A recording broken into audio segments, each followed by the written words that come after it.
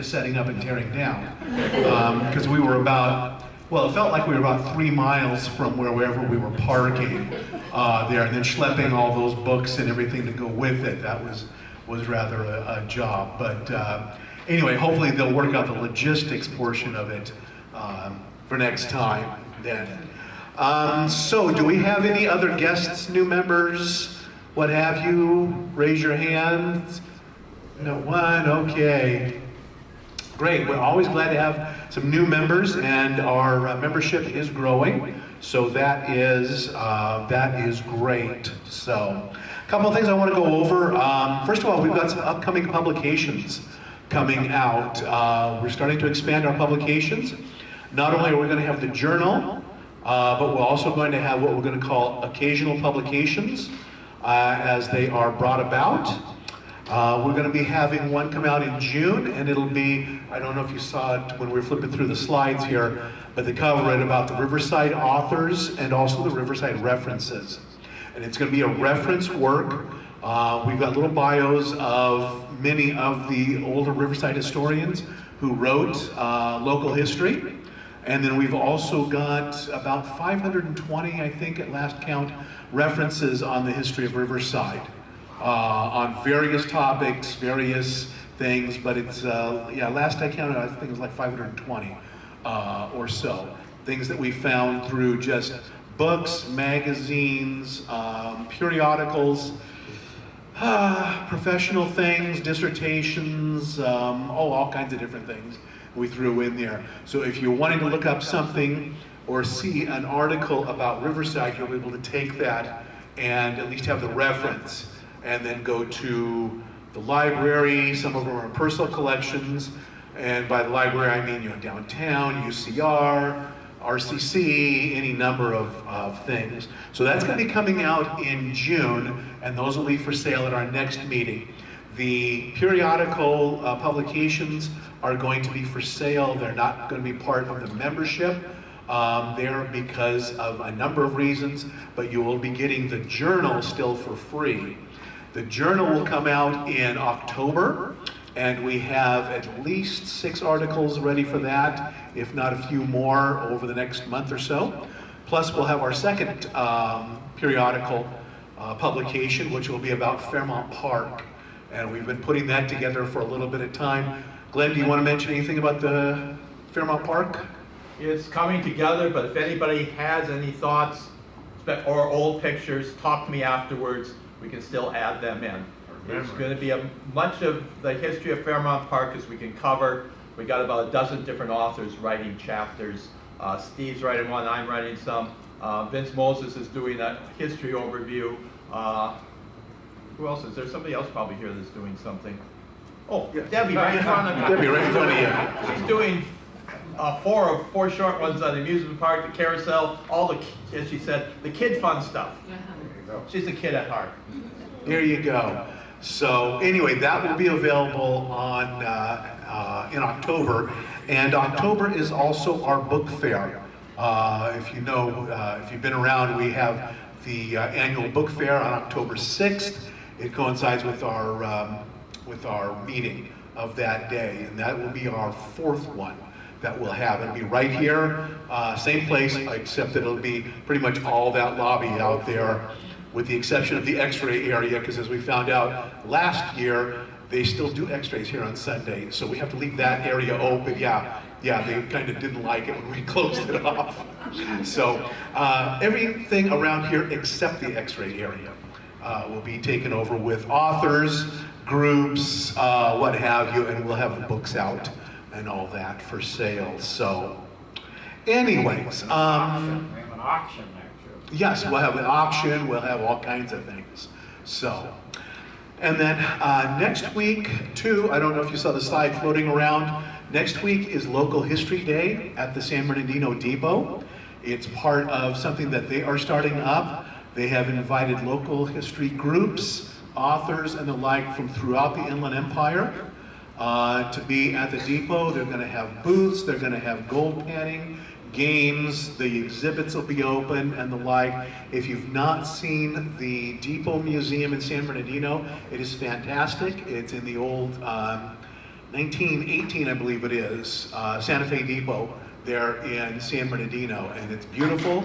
And we'll be there. The RHS will be there. The County Historical Association will be there. Glenn and I'll be there as authors. Be a whole bunch of other ones too. I think they've got up to like 12 different groups, and I can't remember how many individuals. So it's 9 to 3. It's all pretty much all day at the San Bernardino Depot. Barbara? The date and time? Next Saturday, the 13th, 9 to 3. 9 to 3. Yeah. So it'll be a most of the day affair then. So, okay, with that, does anybody have any announcements they'd like to make? Here, I think I'm done with mine. Yeah, so does anybody have any announcements? Okay, well then with that, we'll go ahead and move into our program here. And our program today is the Relevancy and History Project at UCR. And from their website, say in Riverside, community groups and university faculty and students are helping the California state parks tell a broader, more inclusive history of the state's most beloved crop, citrus. Migrants and immigrants built California's citrus industry, clearing fields, planting trees, harvesting and packing fruit. And though they sustain the industry to this day in inland Southern California, these groups are typically not well represented in the story of citrus at the Citrus State Historic Park. So through community-engaged research and a series of public programs and interpretive installations, the Relevancy and History Project partnership between UCR and the California State Parks is modeling new ways of engaging with the state's history and cultural heritage. And the head of that project is Dr. Catherine Gudis. She is Associate Professor in the History Department at UCR and the Teresa and Byron Pollitt Endowed Term Chair for Interdisciplinary Research and Learning in the Humanities and Social Sciences. And no, that probably doesn't fit on her card. But anyway, without further ado, I'll ask Kathy to come on up here and tell us all about this. Thank you so much. I have to first do a little fashion show for the Harada House tote bag. So here, it just came out a few weeks ago, so I thought as I'm crossing the stage, show it off. I also wanted to distribute some things, a few of which are left over from yesterday's Citrus Festival, where we were lucky enough to be next to your booth, and actually thought we'd have plenty of time to chit-chat, and my students really wanted to read publications while they were there.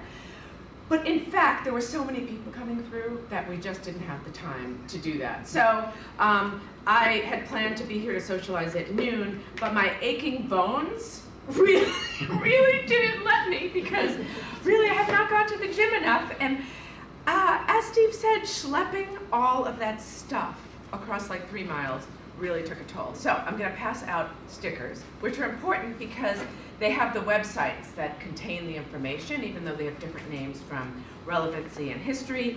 I'm also going to circulate some Starburst because it's left from yesterday, and also some cards. I'll start at this end, but I may or may not have enough, but you can go online to see more, which is a partner project with the Bridges That Carried Us Over project, documenting Black history in the IE, which I'll mention briefly. But first, let me start with Relevancy and History Project. So, oh, and I guess you wanted me to wear this. Do I need to? I guess I need to. Can you hear her good enough, or do you want to? Okay, great. So the Relevancy and History Project came about as part of a Blue Ribbon Commission when, around the time of the recession, many parks were slated to be closed. And one of them was California's Citrus State Historic Park. And so the state started, the people in parks and the park commissioners tried to understand why that was. You know, why wasn't there enough support to want to invest further in the parks? And so they established a commission, and out of that commission came a bunch of recommendations, including the idea that it would be helpful to broaden the demographics of people representing today's California in the parks, in the historic parks themselves, and to also build pathways for students to be able to gain employment at the parks, especially again as reflecting the demographics of California. And so we started Relevancy and History Project as a partnership between UC Riverside and California State Parks, and we focus on the California Citrus State Historic Park. And then at Cal State, University of California, Santa Barbara, they were working with Presidio Park. Now, that park actually has an established archive of their own and a long track record of changing exhibitions, whereas Citrus Park really wasn't developed fully for its potential or in the way that the parks had envisioned when they opened the visitor center in 1993. They actually had intended to do a lot more but ran out of money. And it's been like that ever since. Now, it's a wonderful place to visit. I had a great time there yesterday, and I've loved taking students there. Now, what we decided to do with Relevancy and History Project was to work with students and to work with different community groups in order to engage in the ideas of community participation in establishing inclusive representation and interpretation at the park. And that was mostly because things really hadn't continued on after Vince Moses finished, in 1993 with the exhibits there. Maybe some of you were involved in that too. There's a lot of good stuff that was represented, but didn't keep going. And so we were kind of the down and dirty way to do it, where the investment was going in a much more minor way, but would support student involvement. And then we realized that what we really wanted to do was to create a model in which community participation was our research model. It's called public participatory research, and that's what we've been following. And so we built into the project that we would work with creative professionals, meaning photographers, filmmakers, designers, and sculptors, although that last one you won't be able to see on site for 2 more years. And so we worked first with Juan Delgado, the poet, and Tom McGovern, the photographer from San Bernardino, who came to the park during a growing season when things were about ready to be harvested. And they took photographs of the men who were harvesting the portion of the groves that are commercially harvested by Gless Farms. And we met with the people who were picking the citrus, took photographs, recorded some audio about them, tried to learn what we could, and then we followed the fruit to to Corona Citrus Heights packing plant, where a largely Latina packing house workers were packing them. So we literally followed the fruit and recorded them there too, and we've since created several exhibitions related to that. This is a photograph of one of the men who was photographed.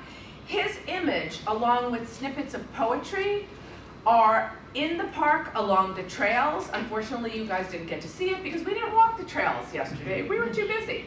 But I say that as a way of foregrounding the process and some of the results, because we've kind of come a long way since we started doing this around 2018. So our building blocks for the project have been to create courses that would enable students to intern at the park and to also intern on gathering oral histories and digitizing some family collections.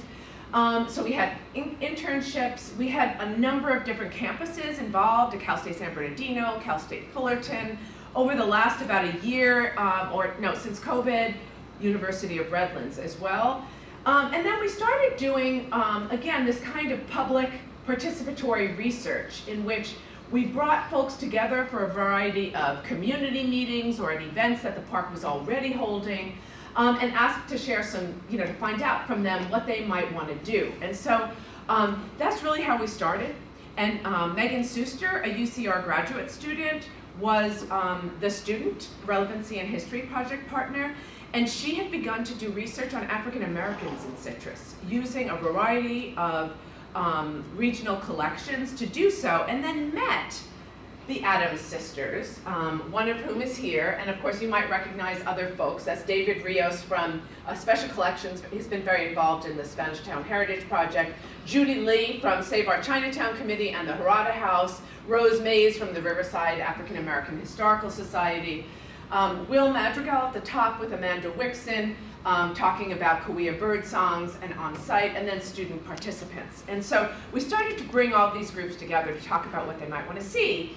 And everyone recognized that fourth grade groups were getting support to visit the park from the Friends of Citrus Park, that we really wanted to be able to share with those students the living voices of people who had a connection to citrus. So that's really how we started. We had meant to do pop-up exhibits, but instead we began to start with our building blocks to do some community collecting, and we had an end goal of actually installing things at the park, which we called temporary, but we'll now change it to be semi-permanent, because they've been there since 2018 in the first iteration, and since COVID in the second. And so we started doing some community collection days at libraries in Riverside. We started in classes to do some oral histories, and we started to partner with the Bridges That Carried Us Over project, in part because what we found was once we started interviewing the Adams sisters, who are important participants because their grandfather, John Adams, had actually worked to graft citrus with Eliza Tibbets. So apparently he had called her to them, Old Lady Tibbets, which I forgot to mention yesterday at the park when Michael Busey was playing Luther Tibbets. But so we found these stories that were passed down generationally, and we started looking through the Citrus Experiment Station records to see who had been employed. So it was a little slow going, but we have been able to piece together a variety of stories of African American involvement in citrus, especially in the Redland, San Bernardino area, mostly because of what we were able to find in existing records, which was that there were people who had their own property where they harvested citrus themselves, and also for African Americans in that first wave at the turn of the 20th century, oftentimes they would come here to escape Jim Crow racism, and would ultimately be able to purchase trucks that they could use to help others clear the land to make way for citrus, as well as then planting for themselves. And so we started to discover these things. We also discovered in the picture in the middle top and the bottom were people whose family members had relationships with bracero laborers who were in the Riverside and San Bernardino area from 1943 until the 1960s. And I say that roughly because oftentimes people did stay. Other people really couldn't wait to get back home to Mexico as part of that binational labor agreement. So there were many people who came to Riverside to harvest the crops. Some, and in the far right picture, Simona Valera, who was a resident of Casablanca. She just died a couple of years ago. We interviewed her when she was in her 90s and again when she hit 100. And she had married a former bracero worker and talked about how her family tried to keep her from the bracero workers who were camped out and resided at different locations, because the Mexican-American families that were already settled in Casablanca and East Side did not want their daughters fraternizing with these men who had come alone, right, from Mexico and might have had wives and families back in Mexico, didn't want them to get involved. But Simona Valera, she landed a great one, right? She ended up marrying a man who had escalated in the ranks and actually was more like a foreman among the bracero workers. And it was very interesting because she described the ways in which he was very light-skinned and he was not indigenous from Mexico. There were a lot of indigenous Mexican bracero workers who came here, and there was a hierarchy among the Mexican community in terms of social status, right? And so the man she married gained acceptance within her community, but also gained acceptance in the Anglo community, right? And she attributed that to the fact that he was fairly light-skinned, right? He knew English, he was able to ascend. So they settled here, had a long life. Up above is Richard Rubio, who shared a lot of stories about his father running one of the bracero bunkhouses, right? And so we started to gather all this. including to the left of Simona Valero, and that's Lula Mae Clemens. We helped with her 100-year birthday party thrown by the Riverside Historical Society, and learned a lot about issues of race and racism in the area. She talked about being the first African-American woman to be hired by the Riverside County Board of Education, what she faced along the way in that experience, where she lived, right? And so we realized that the Relevancy in History Project was growing, but that it was exactly what California State Parks wanted, because the project was aimed not just to record citrus, but to help reflect the historical landscape where citrus had developed, right? So these larger sets of contextual issues of migration, et cetera. And so we started to try and collect these stories. This is actually from the last Citrus Park Festival before closure for COVID in February 2020. It was literally the last event I went to before closure, where people were posting their memories on a big citrus tree. We tried to recreate that for yesterday's fair, yesterday's festival, but honestly it was too crowded for people to actually write as poignantly as this person did, who said, "My tata had to drop out of school as a child to work in the fields and groves. He worked in an orange grove near UCR. I'm now a PhD student. Every time I see an orange tree, I think of him and his sacrifices. Si se puede."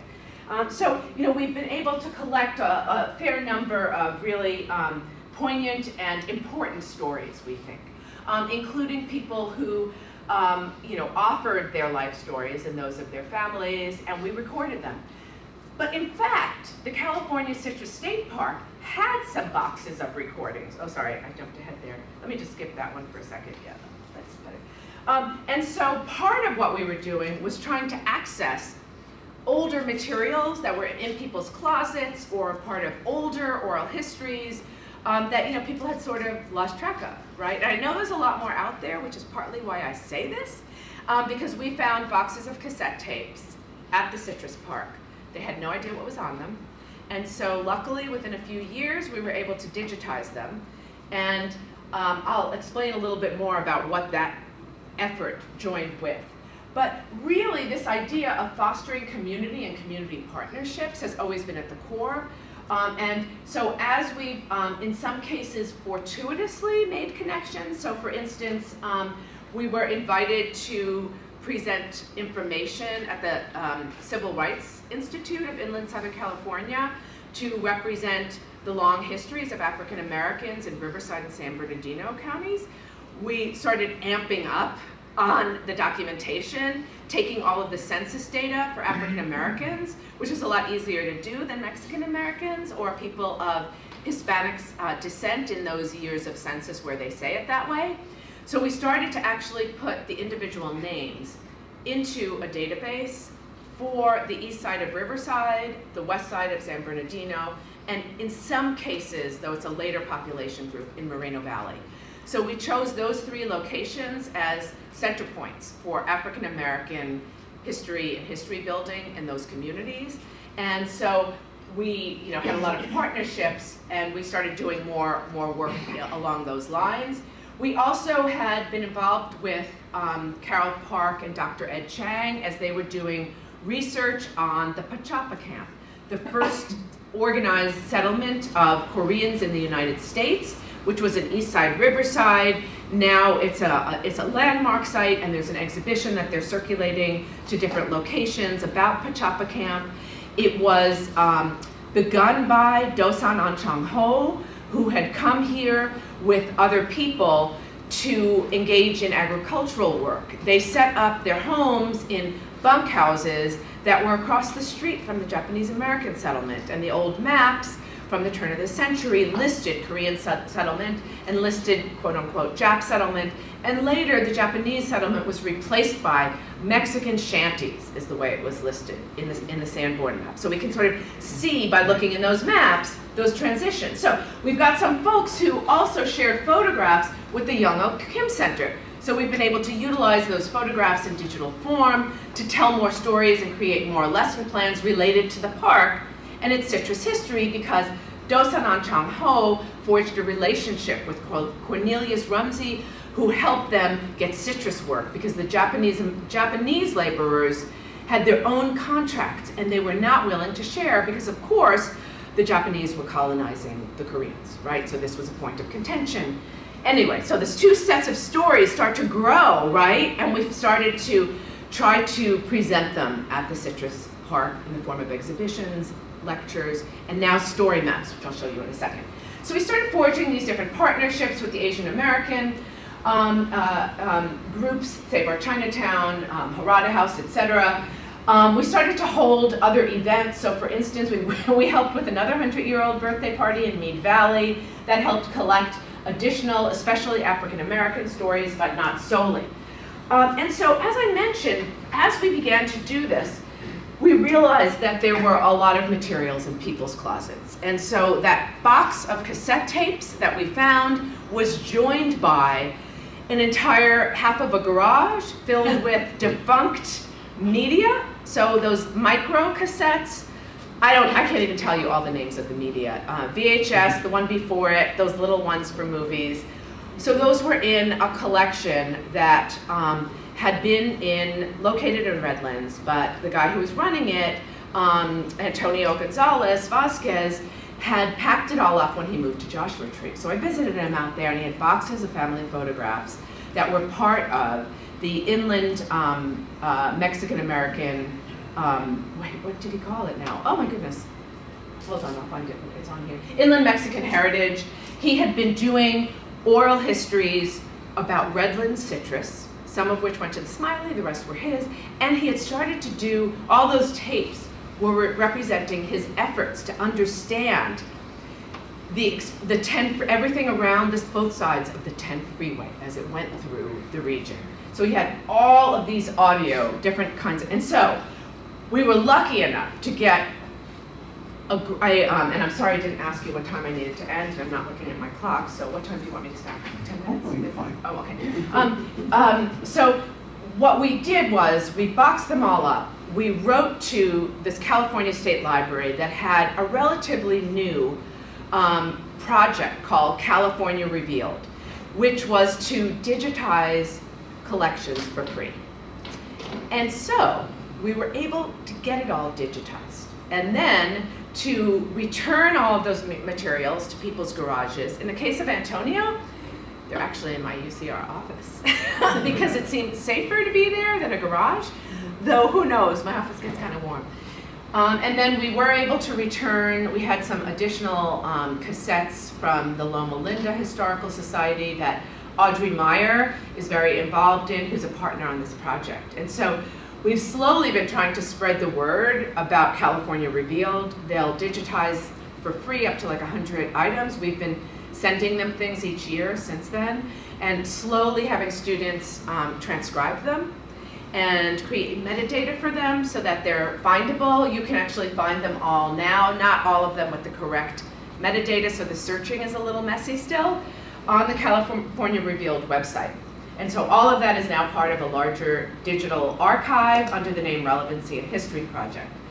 And so this was really helpful because Inland Mexican Heritage Project had a lot of energy over a bunch of years. So he started doing the citrus oral histories around 2000.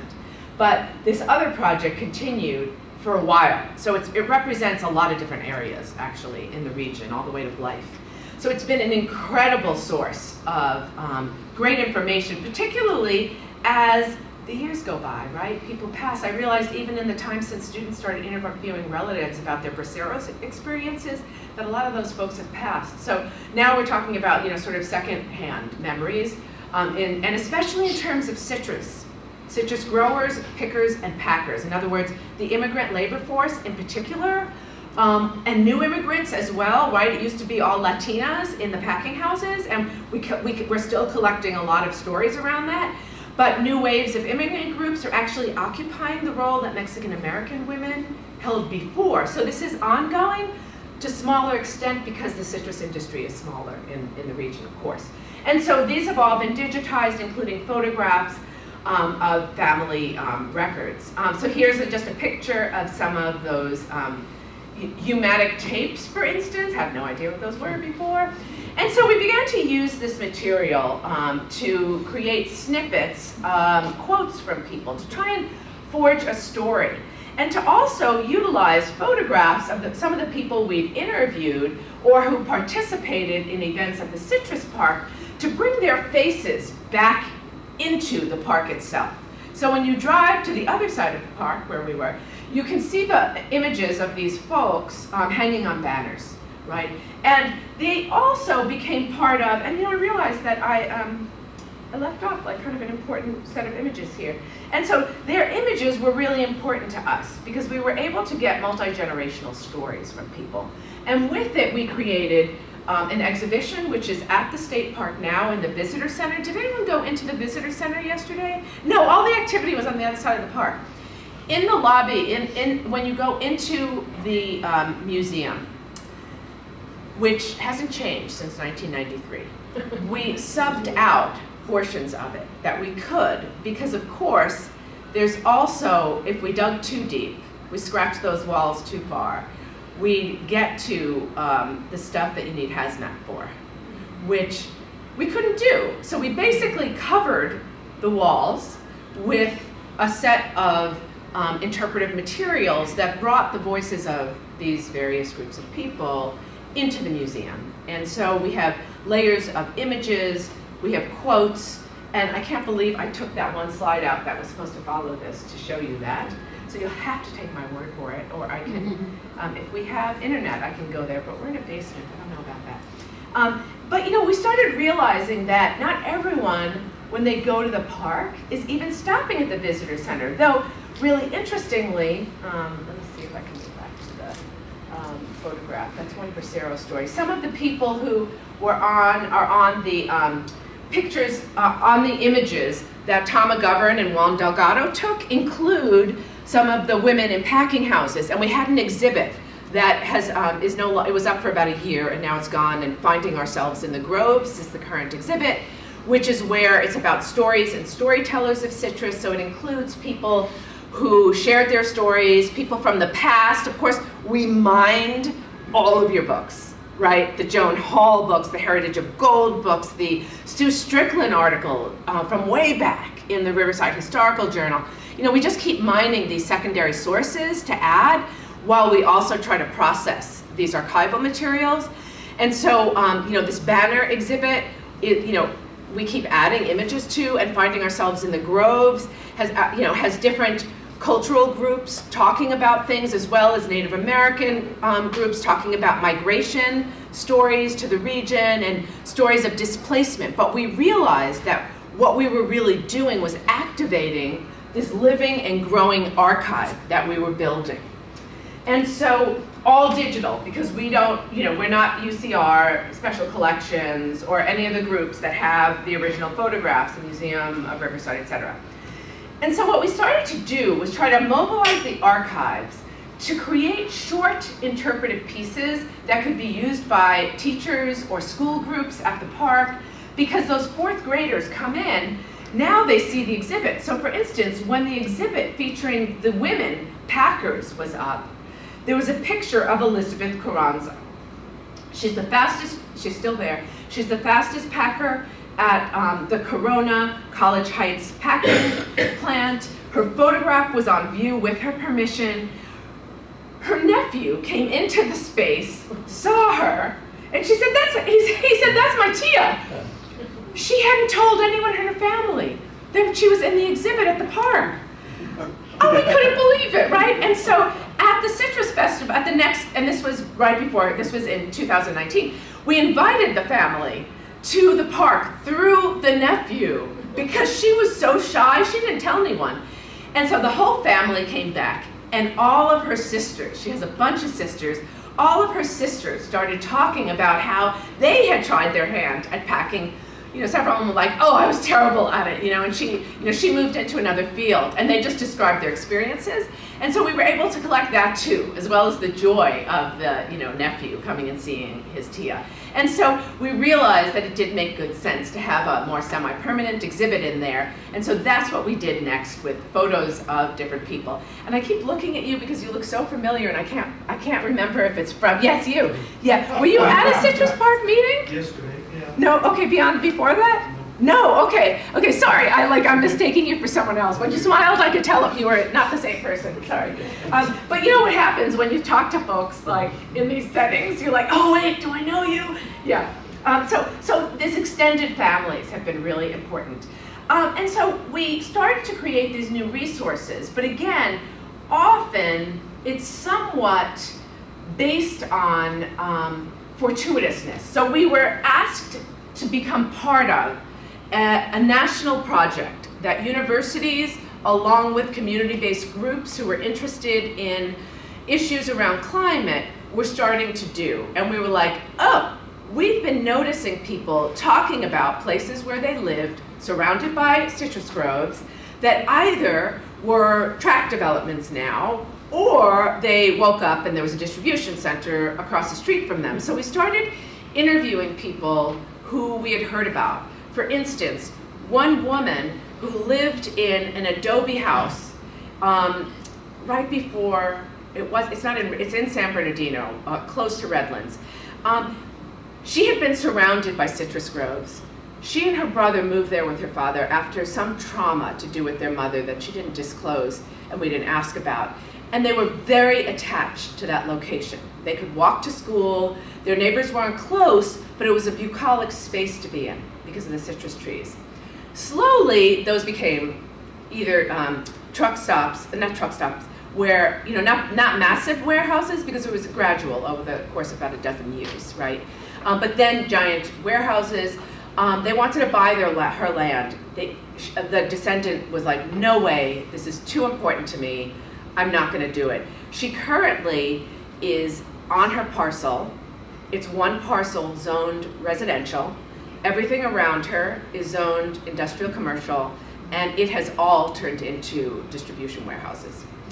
And she was able, when they uprooted the citrus trees, she actually was able to take some of those younger trees and move them to her property. And so she actually has kind of a wall almost around her home built of citrus and other things. And it's actually really lovely inside on her patio, except for like you feel the rumbling of the trucks go by when they go by.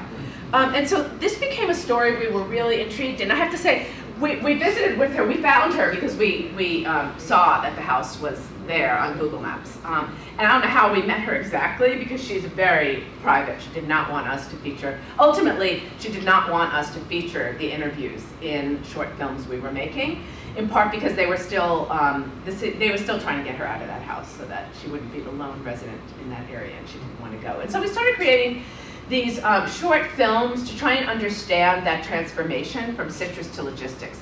And I remember very clearly that Pete Dangermond, who was among the people responsible for the construction of California Citrus State Historic Park, after a number of things from the 1970s through the 1990s, and he said, you're wrong. It was not citrus land that was converted, right? Now, when he said that in 2018 or 19, I got really worried that I was starting to research the wrong thing. And so what we started to realize was that in parts he was right, in other parts he was wrong. In other words, in parts like Miraloma, there were expanses of grapes, right?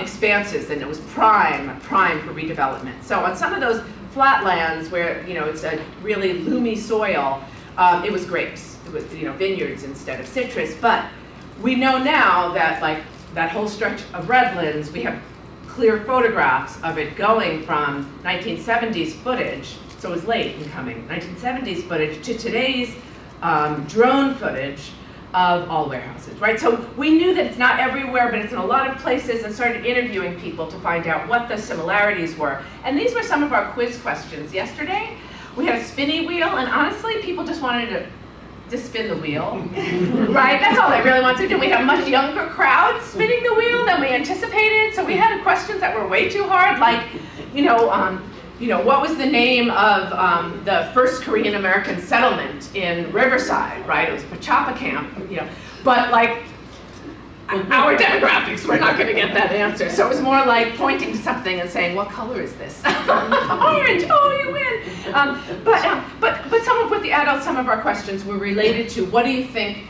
is similar in the labor around citrus and the labor in an Amazon warehouse? Does anyone want to guess? Packing. Packing, totally. Anything else? Assembly line. Assembly line, totally. Anything else?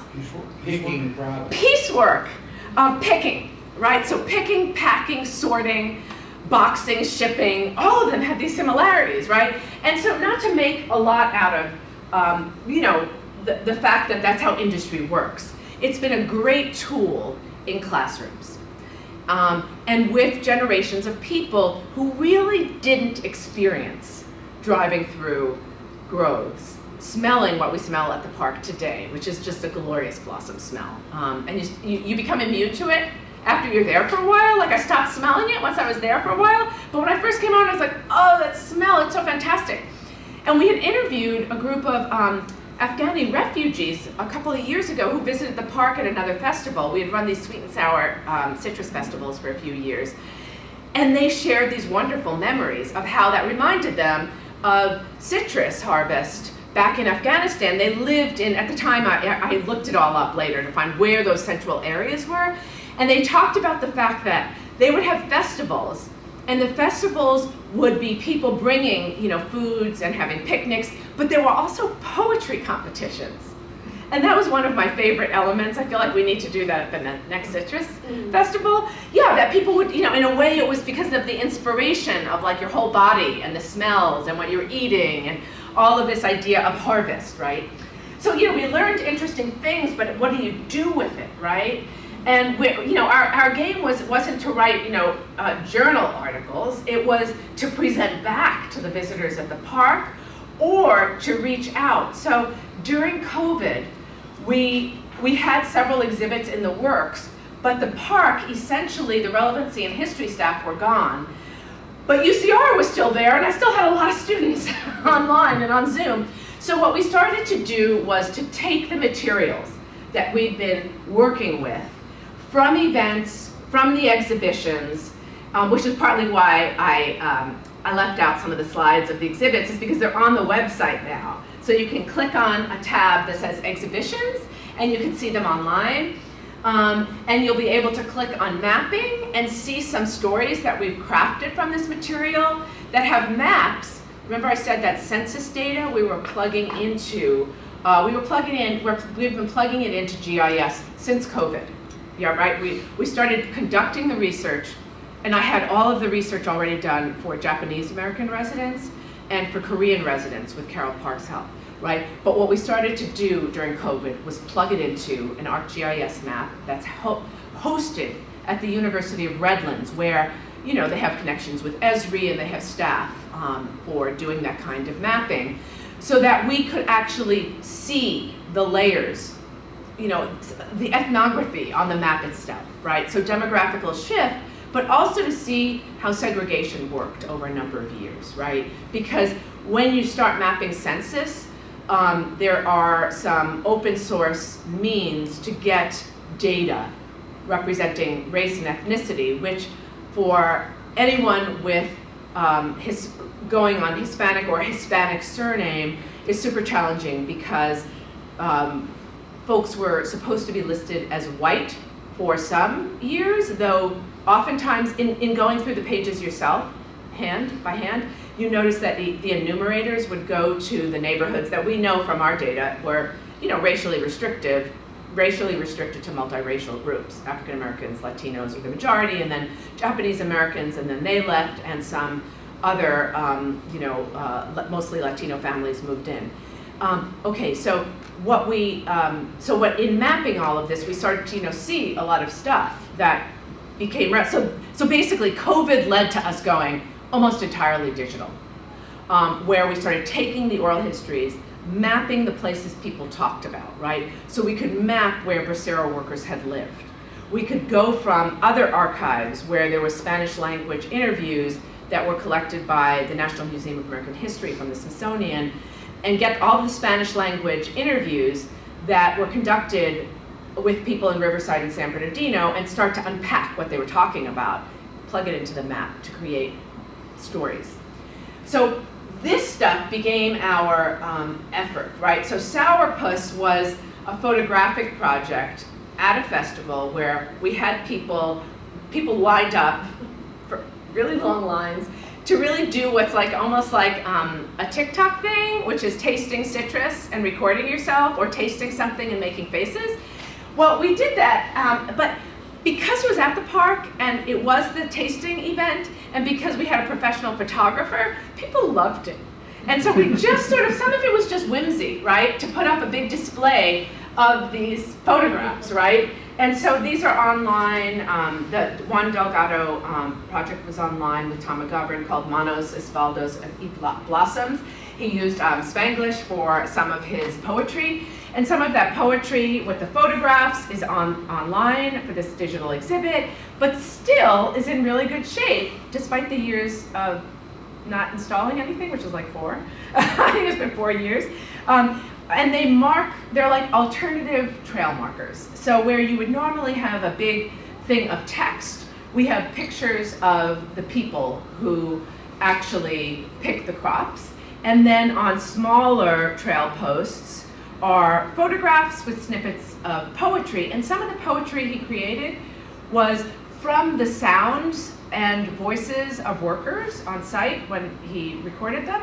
But also we had found this Sunkist produced teaching English book, and it was intended to teach Spanish-speaking laborers how to both pick properly and learn English. So it went through all of the steps of workers. And we were pretty amazed that that form of company town mentality was in play on a broader region, because Sunkist was more representative, because that was what was happening in Henry Ford's company towns, or elsewhere, where the workers were forced to try to assimilate with schooling that didn't allow them to use their primary language. And so it was really interesting, and he was taken with that idea. So he used them for some of the posts.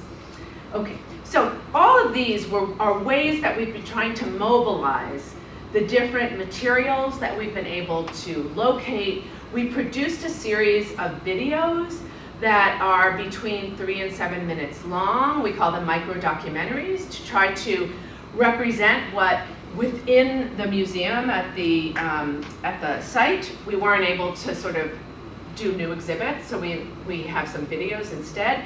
One of them is called At the Sound of the Bells, and it features Will Madrigal, who's Cahuilla, and whose family do Cahuilla bird singing, to talk about Cahuilla traditions of the land. We have a professor from UCR, Robert Perez, who's talking about his research using mission-era records to talk about how the land was considered and how Native people were considered by missionaries. And then we talk about the ways in which the Sherman Indian School youth were trained in agriculture, and then part of an outing system where they were sent to work in citrus fields, or many of them went to Fontana Farms. And at Fontana Farms, the folks who, some of the Indian youth, Native American youth who were there, actually left some records about their experiences. And so they talked about going into the groves at night in order to sing and speak to each other in their native language.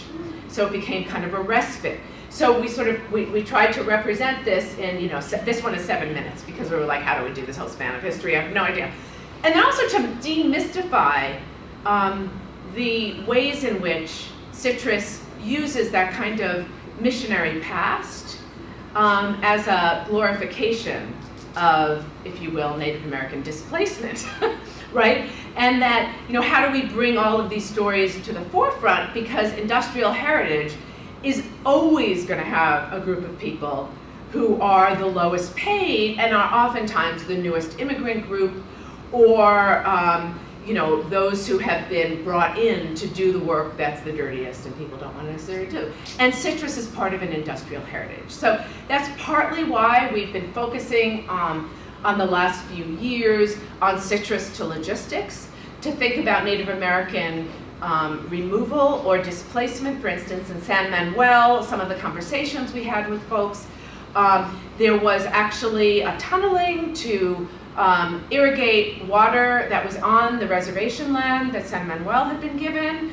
And so their water dried up. They were pushed into wage labor for the citrus crops that were using the water, and they were left with those irrigation ditches for their water, right? So stories like that take us back in time, but bring us to citrus and then to land use, right? What are the land uses? And so for that exhibit I mentioned before with a group called Humanities Action Lab, we started using a lot of that material to create a section of this larger exhibit on climate change that was called Climates of Inequality, Stories of Environmental Justice. We included Riverside's representation in something called Slow Violence of the Supply Chain that went from citrus to logistics.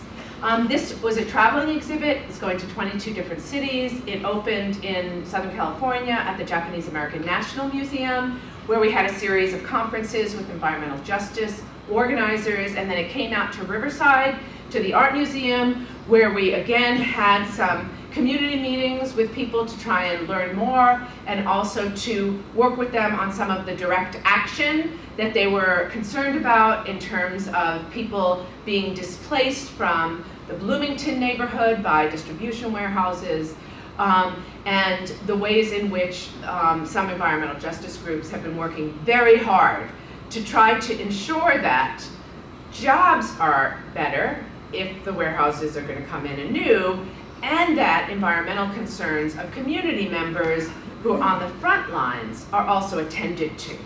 And so again, as I mentioned, part of what we've been doing is trying to interview people.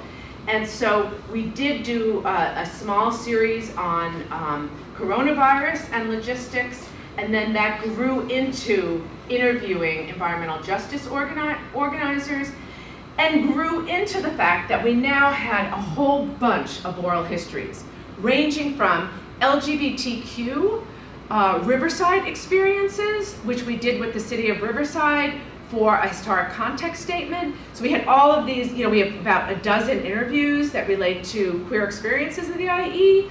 We realized we had a growing set of environmental justice stories. We had all of these sweet and sour citrus exhibits and other things. And so we realized that by collaborating and by these partnerships we formed, that we needed a place to help direct people who are looking for information. And this is kind of where you guys come in too. And so we created a website that is literally an umbrella, and under that umbrella is sweet and sour citrus. That umbrella links out to the Smiley Library. We have a partnership with them so that all the interviews we do that have anything to do with Redlands, we share with them, and they do similarly with us. As for us, again, purely digital, we do not collect physical material items. It's called a post-custodial collection. So we have that under there. We have the Bridges That Carried Us Over project, because we've done dozens of oral histories of African Americans. So those are there. And so we started to realize we needed this umbrella. And so we finally launched in, God, I can't even tell you when, this umbrella, as you might, which is about experiencing history from the ground up, and then to also, suggest that we want to be all-inclusive, but we're also trying to fill in some of the gaps. Because, typically in the past, libraries just didn't collect everyday people.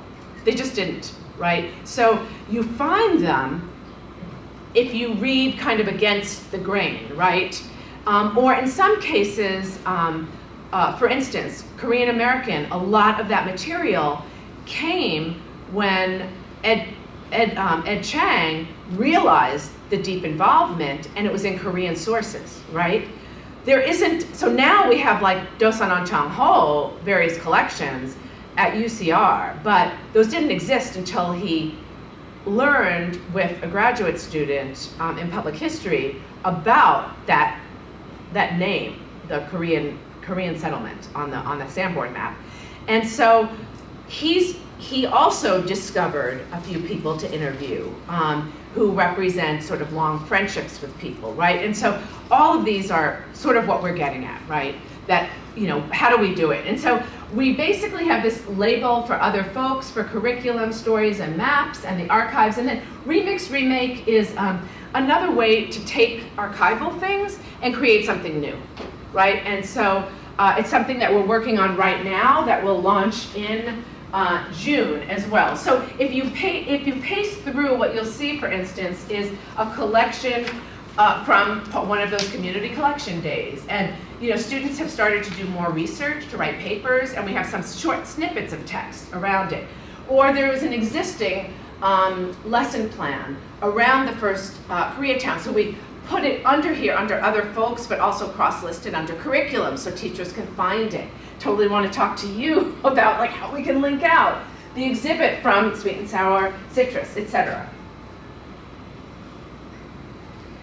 And so you just see here some, this is the archives page, and it literally is an umbrella. You link out to the digital archive that's actually on a UCR site. We process everything in a management system called Omeka. We have scores of students always working on it. And so it's there, and we don't really get support from UCR, but they host it, which is really important, because you need someone who can be a permanent host to contain so much data. And so it's hosted there. The maps, these are just, wait, why did I pass over maps? Sorry. Do I want to get to maps? Oh, I skipped maps too? Okay, and so forth. So we have started to try to do some curriculum. We partnered with UCLA's UCLA History Geography Project to create lesson plans that we would publish with them, because they had been running a series called East Side Stories. They called it East Side Stories. We were totally confused. You're like, you mean East Side Riverside? They were like, no, we mean east of Los Angeles. And we're like, okay, that's just the wrong name, sorry. So we've been taking them to school, and we've been able to bring in grad students who want to be teachers, who are in some of the history classes at Cal State San Bernardino, and the teachers who teach them. And then at University of Redlands, we've been doing similarly, but using story maps that are housed there. And so this has been slow going, I'm just going to admit, because it's been just really challenging to sort of get these done. But I think that it's really important, because we're working with pre-credential students, meaning these are the people who are going to be the teachers in the region, right? And we're trying to explain how we can use local narratives to tell national stories, right? And that's also a way that people might be able to see themselves in the history that they might in turn teach the next generation. So this is really important, and we're just going to keep chipping away at it. Because we're relying on the expertise of other groups.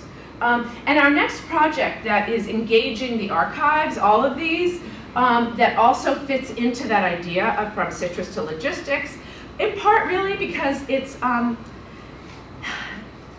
captures changing land use, right? So it's about industrial heritage of citrus, but it's also the larger set of heritage of the region. And so we call this project Live from the Frontline. This is the image of Redlands I was gesturing towards, and it was part of the activities we did on site yesterday. This is a picture from old footage we found of Redlands as late as the 70s. You can still see these kinds of scenes, as some of you probably remember. And on the right is another image of it. Below that is a young man named Juan Carrillo Dominguez, whose family were Bracero workers and who are now multi-generational warehouse workers. So it's kind of stories about him. But with this, we brought together a lead photographer named Tamara Cedre, a group of young photographers from the Inland Empire, and then a storyteller named Henry Apodaca, who's from East Side Riverside, Anthony Victoria, who's a community journalist. And we brought all these folks together to focus on 8 sites. And at these 8 sites, we're creating storyscapes. And those storyscapes are snippets of oral histories and archival sound. We're also telling short stories through a website, and then we have art projects. And so, for instance, at the Citrus Park, we're working with Gerald Clark, who is a Kauai artist, and he is going to install a sculpture there that's in this shape of it's either going to be a huge, oversized Oya, clay pot, or it's going to be a huge oversized rattle like you see bird singers that are ornamented. And then we're going to do a re-signing of the landscape in indigenous language, including those palm seeds that fall that are used for the rattles, right? And so in June we're going to start, because that sculpture's going to take like, who knew it would take so long? I mean, we should have known it would take so long. But that'll actually be a public art that's installed at the Citrus Park, and then we're going to do a sort of temporary project in the meantime that is taking signs and putting them in place. We're going to focus on East Side. There's an abandoned bit of platform, Citrus warehouse platform, and we're going to try to hang up just an outdoor exhibit of like a mural, like a vinyl mural, and will represent the stories of citrus and distribution through that packing house.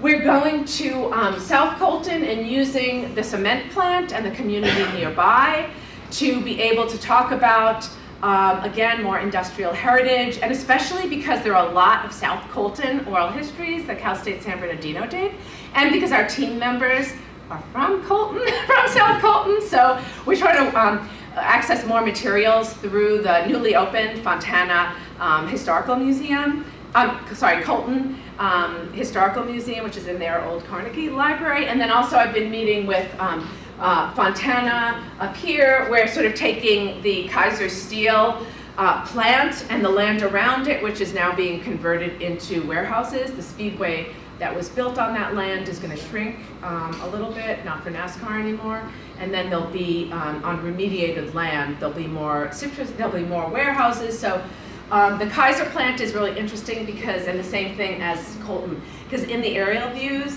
even Kaiser, which is 1943, right, there's acreage, a lot of acreage of citrus that you see around it. So it's a really interesting enterprise to make this area not like a Pittsburgh steel town, right? Because Kaiser wanted all those groves there, and he landscaped the properties. So it's a really sort of interesting history. And we're using it, again, as an industrial heritage. The place that we have, so the stories of South Colton and Fontana will be in an exhibition at UCR Arts, opening June 1.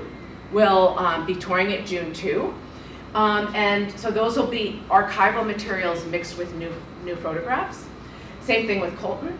For St. Mark's Missionary Baptist Church is the sort of center of a Black rural community where we'll also be putting up our own, we're going to be putting up our own historical signs.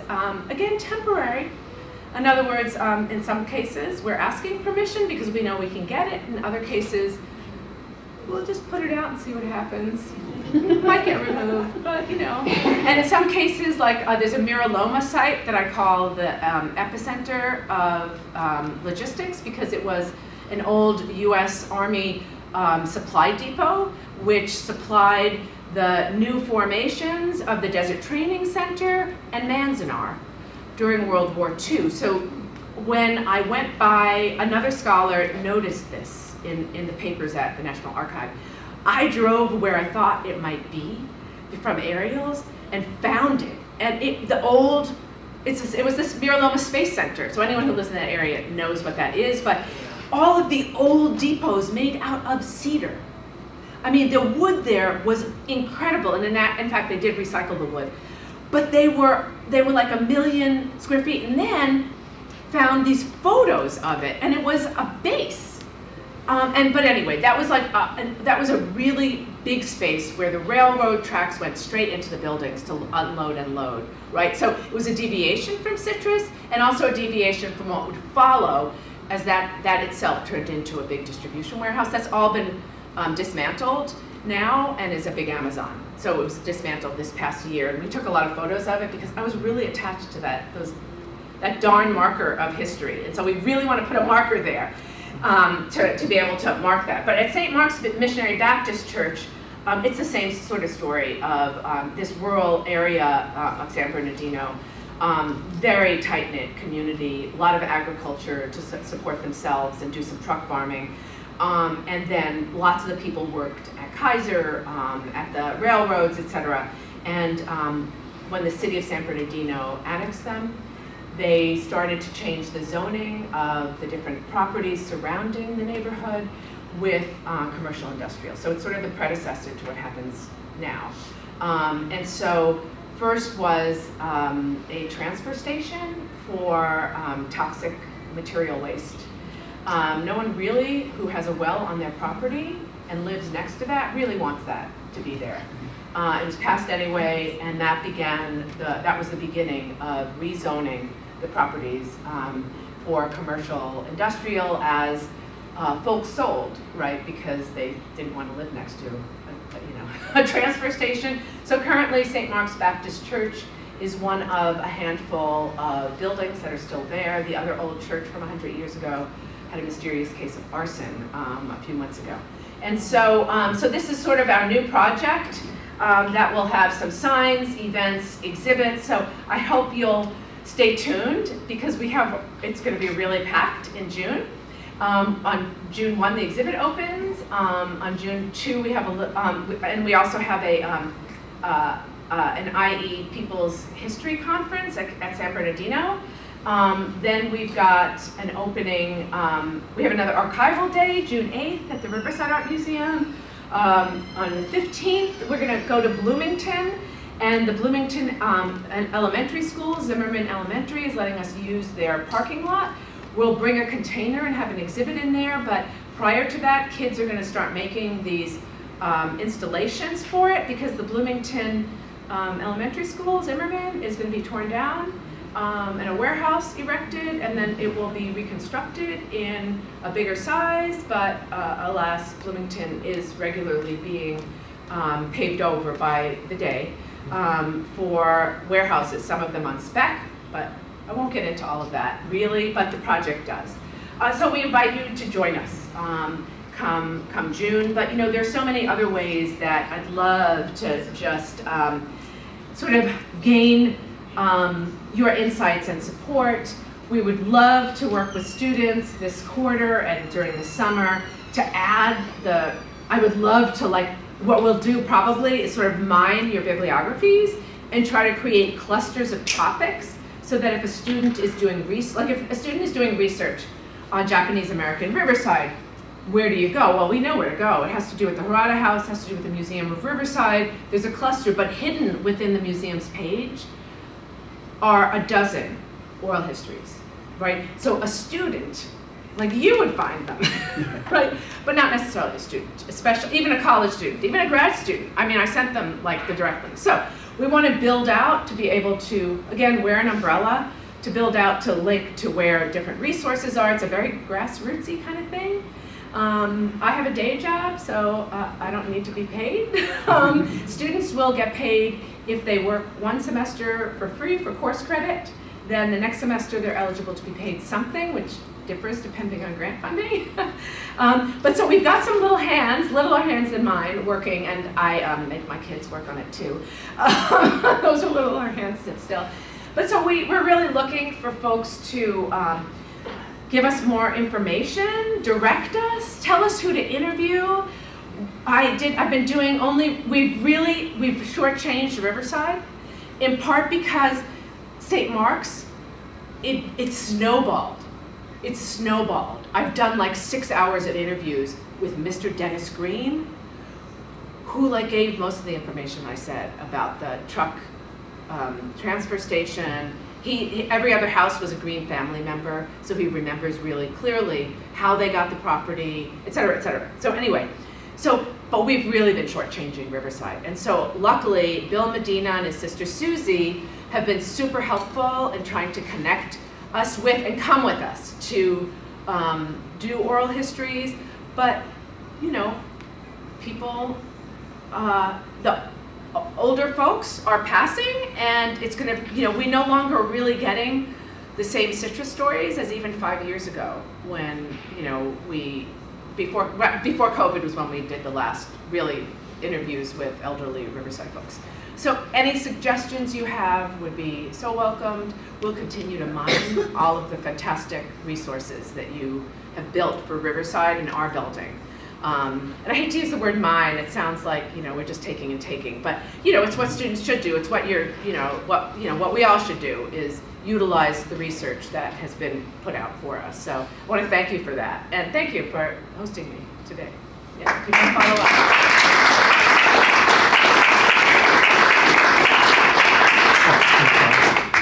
Are there any questions? Where do you start? I could ask everyone to write down like 2 suggestions on a piece of paper. You mentioned the Space Center. Yeah, my parents worked there. My mom worked there. My brother worked there. In what years? Do you remember, like, roughly? Oh yeah, 66 to 71. Yeah, yeah. And did they share, do you remember stories of them A being little there? bit, yeah. I remember going there, you know, with my dad to pick them up. Yeah. Going out in the car and stuff like that. And also, I don't know if you know, but on the north end of the, like, I don't know if it's Philadelphia Street borders it or something, but they decommissioned, I think, Titan missiles. Yes. Yeah, I remember that. It was so guarded You off. do? Yeah. Oh, that's interesting. Because Riverside City Maintenance Yard took over that hangar. Yes. And then now it's all gone. It's all gone. And they, you know, they didn't remediate from what I can tell. Probably not. Yeah, yeah. And I guess because that's kind of why it stayed industrial. Oh, sure. Right? Because there's no way. Oh, so that's really interesting because I have like these snippets that talked about the ballistics. My mom worked for a company that made, she was a seamstress, and she would sew tents for the Vietnam War, or the ending of the Vietnam Where were they doing that? Was War. she In one of those buildings. in one of those Yeah, buildings? it was all Wow. contracted to different Yeah. companies. American Tree and Reef, they would make Yeah. plastic, Oh, right. Christmas trees. Yeah. My brother worked there. Oh, Flowers. wow. He did all kinds of jobs. Wow, that Vietnam sewing is really interesting because really the containers that we see today are from the Vietnam era. They were developed in the early post-war years, in the late 50s and 60s by a guy in New Jersey. But then he and another company were wise enough to realize they needed a sort of a public-private partnership to be able to provide instant housing and supplies over in Vietnam. And so they created the containers that we see now. Interesting. Yeah, yeah. And then afterwards they charged for that, for that work after they said it. But I'd love to talk more with you. Maybe I can get your name and email. Thank you. Thanks so much. Sure. Oh yeah, yeah, yeah, yeah. Other folks have other, ideas of who we can reach out to for these, citrus logistics stories, if you will, or otherwise. Are you limiting it to citrus stories? No, yeah, like I was going to ask if Fairmount Park has anything on the different. Fairmount Park was a site for open air congregating for Reverend Benita Ramsey, who was part of a congregation that was forming for mostly African American folks who were believers in the church, but were not always accepted because they were gay and lesbian. And so they actually met at Fairmount Park to be able to form their own congregation and support groups. And then they were able to move into several different churches. So yeah, we've been doing, and again, I say it's somewhat fortuitous, like I worked on the LGBT survey for Riverside, and we had a time period in which we had to find out things that aren't in a lot of books. And so we did the oral histories with that time pressure. So yeah, so we're kind of like doing it project-based, but always happy to do what is fortuitous for others as well. Yeah. And I really want to talk to you because at the state park, they've not had staffing to be able to do as much curriculum that fits in with citrus and 4th grade. And I know that 3rd grade, and so Sam, one of the people had reached out to you, but she lasted about a month at the park, and now they're going to hire someone new. So, Got it. yeah. Anyone? Any other questions? I probably kept you way too long. Sorry about that. That's okay. No, it was fantastic. Thank you. Yeah, thank you. Yeah. My brother-in-law, who's passed now, they used to own 2 different businesses in the Space Center. Oh, wow, really? And he was also one of the welders that welded on the space capsule that went to the moon that's in this zone. And his name's on it. No way. What's his name? Joe Sharp, Sharp Enterprises. Wait, and I didn't know that they welded it at the Space Center? No, he actually worked for Roar. They Oh. did it at Roar. They did it at Roar? After that was done, he ended up leaving Roar and opened his own business at the Space Center. Oh, wow, but he welded that while at The Roar. Smithsonian with his name on it. That's really cool. Wow. Yeah, I would love to know But more. they I want to put that on the map. And Roar. When he was talking about the fabric stuff, the building that was in, they took that building over and as Sharp Manufacturing, and they made the fabric for what became Easy Ups. Okay.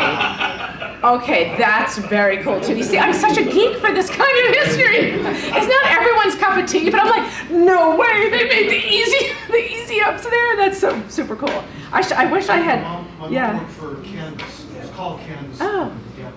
And they ended up buying that Isn't out. that something? Wow, that is so funny. And then she worked for a lingerie called Je Marais.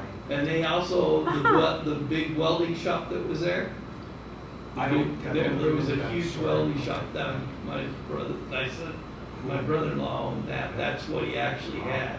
And then they built the fabric thing, they took all that out.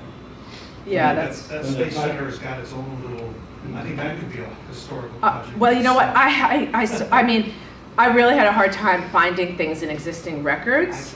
So I'm really happy to hear from you, and maybe you know other people I can talk to, because it's all gone.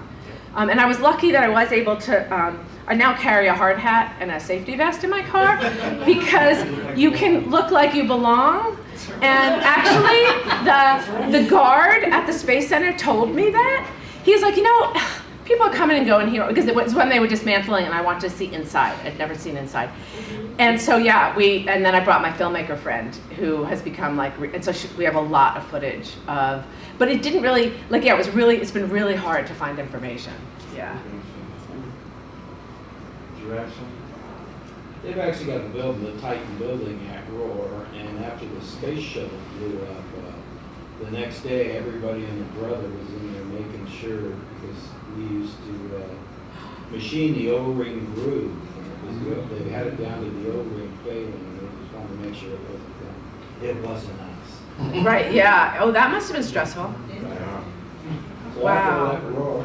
after I left Roar, I got into the citrus tool manufacturing for 25 years. So I was this historian just because I was old and didn't quit at Corona Clipper Manufacturing. Oh. We've been in the business for 98 years. Okay. And we've got the first patent, I spearheaded some stuff. I did the scheduling too, so I made sure the last tool that we forged there was also the very first one we invented too. Oh, wow. Had 12 dozen of them. Wait, it's still going? Oh, yeah. Oh, a very big tool manufacturer in Corona. Is it around 15? Huh? Is it around close to 15? Yeah. Okay, so I now have 3 people. I really, like, can you not go away? Can I send you an email or text or something? I'm gonna have a piece of paper. Oh, yeah. And I've That would got be 2 great. of their contacts already. Okay, I great, don't have if you yours. don't mind. That would be But really, You can oh, Space Center contacts. I'm so glad I said that out loud. just go ahead and use that. Yeah, yeah, it's a kind of a, so I did publish a little piece. So I worked for I worked to get PBS SoCal to do something on this topic for a really long time. And finally, like, it was so overdue. So they finally did a 5-piece series on their digital platform that accompanied an Earth Focus documentary on logistics in the IE. And one of them was about the Space Center. So yeah, if I can email you, I'll send you the link to it, because yeah, it has photos of when they were dismantling it also. Yeah. When you say dismantling, you mean, the stalls are still there, each building is still. No, it's not there. Are you saying they're It's all gone. It's all gone. In other words, Yeah. all like concrete tilt up now, right? It's Is that what you're all tilt up, and the whole thing is Amazon. saying? Wow, because I was there Yeah. maybe a couple of years ago. Oh, well, that's it. It's moving fast. Okay, Yeah. I okay. mean, I went out with a drone photographer Yeah. in the fall, Because like, you know, like you said, it was all old wood buildings, and then I saw where they either cladded it with vinyl siding or Right. they took it out. But you know what would happen when they were demolishing is that you could see the cladding. Yeah. So they peeled the cladding off, and the wood was just remarkable. And so the guy who was transporting the wood, someone must be interested in some of these stories because it's so just in there without any reason. And so I met the guy who was, he was a trucker from Montana, and he was taking all of the wood up to Montana. They used it mostly for old houses. And in California, he said that we must not have been, like we couldn't use that wood because of different safety rules or regulations or something. And I was like, oh, come on. I want a house out of the wood from the Space Center. I did get a big, I did get a, no, it was a rail tie nail because the railroads went in to it. Oh God, yeah, it's all gone. Did you ask him for a piece of wood? I did. He didn't really like. And I actually emailed him later too, because I got friendly with his wife, and so she gave me her info, and like yeah, yeah. You always have to ask. You do have to ask. Yeah. I've got so many pieces of so many things. That's great. We have 13 windows out of the Carnegie Library in Riverside that I donated back to the city. Wow. Well, you know what? Yeah. I went to grad school at Yale, and when they were doing renovation work on, so I have a long time issue with putting on the hard hat and the contractors who were doing a renovation took out the windows. They were stained glass windows. I saw them in the dumpster on a public street, and my friend and I took them all out of the dumpster. They were taking all the windows and all the books to the landfill. Oh my God. Back of Mount Rubio, my dad had just bought a '62 Volkswagen bus. Oh. And worked 2 blocks away at the post office. Wow. And asked them, what are you doing with this, you know? Yeah. Can I have something? And one brother was taking all the books. Wow. And then there was a first edition of, who's the Birdman at Alcatraz? He wrote Oh yeah. First edition of his first book. Wow. And my brother saved that. It's worth $250. Yeah.